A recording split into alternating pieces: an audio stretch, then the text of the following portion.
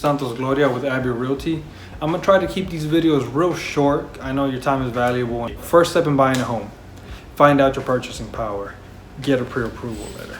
In order to do that, we have to speak to a lender. Just like there's a lot of realtors, there's a ton of lenders. Get with family, friends, get a referral. Get someone referred to you. Like if you know a realtor that you trust, ask us. We have plenty of preferred lenders we work with that we can refer you to that we feel will take care of you. Once you begin the conversation with a lender and you get your pre-approval, find out your rate, don't be afraid to shop around that rate. The credit agencies know when you're shopping for a mortgage. They allow you to apply, to keep applying for different pre-approvals, and it only dings your score one time. This allows you to get the best rate possible.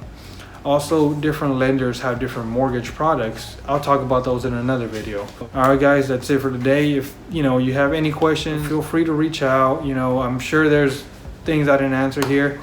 I'll try to, throw things in the comments if I remember something, guys. So, y'all have a good day.